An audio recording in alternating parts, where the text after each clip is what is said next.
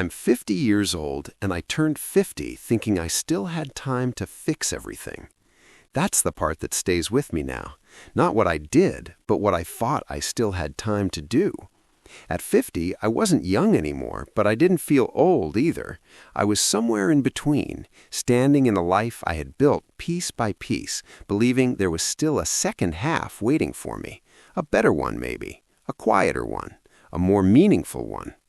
I told myself, when things slow down, when work eases up, when the kids are settled, then I'll finally show up the way I should have. I really believed that. Now I sit here, almost 80, and I can tell you, that later never came. Not the way I imagined it would. And most of the people I thought would be there with me, they're gone. Some of them are gone in the way that leaves a grave behind. Others are gone in the quieter way, the kind where they're still alive somewhere, but not in your life anymore. And there's no fixing that either. When you reach this age, what remains isn't what you expect. It's not the achievements, not the titles, not the things you worked so hard to protect. It's the absences. The empty spaces where people used to be, the conversations you didn't have, the moments you delayed, the life you kept saying you'd get around to. I wasn't a bad man at 50. That's important to say.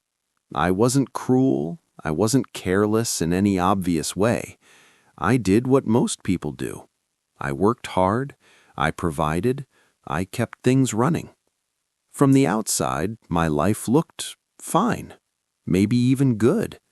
I had a steady job, a house that needed constant fixing, a wife who had grown quieter over the years, 2 children who were already starting to build lives of their own.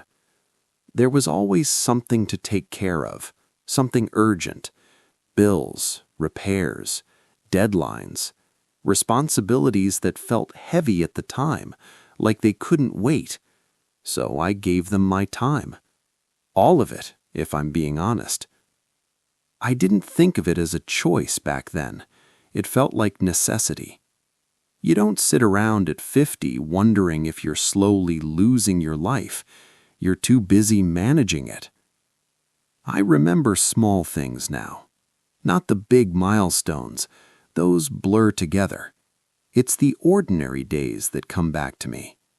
My wife standing in the kitchen, talking about something small, her voice calm, patient, and me half listening, nodding while checking something else. Always something else. My son calling, asking if I could come watch his game, and me saying, "Not this time. I've got a lot going on. Next one, for sure." There was always a next one. My daughter sitting at the table wanting to tell me about her day, and me, tired, distracted, saying, "Give me a minute," and never really giving her one. None of those moments felt important enough to stop everything for. That's how it works.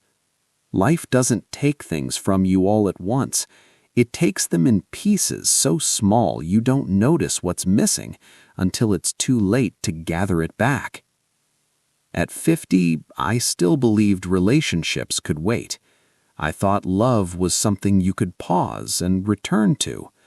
I thought people would always be there, waiting in the same place you left them.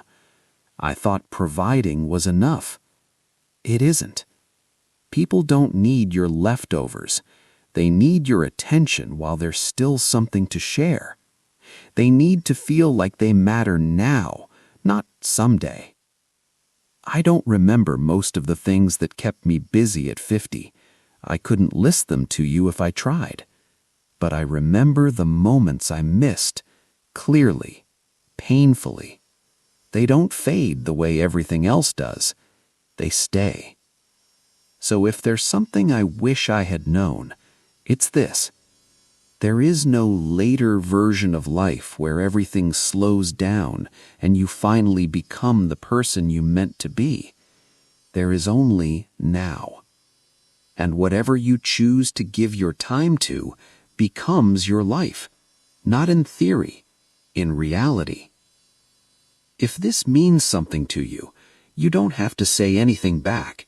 Just think about the people in your life, the ones who are still there, the ones who still talk to you, still reach out, still sit across from you. Notice them. That's all. As for me, I don't have many years left. I can feel that in small ways, in how my body moves, in how quiet the days have become. I don't spend much time wishing things were different anymore. That part fades too, eventually. What stays is the understanding. Clear, simple, unavoidable. I had time, and I thought I had more.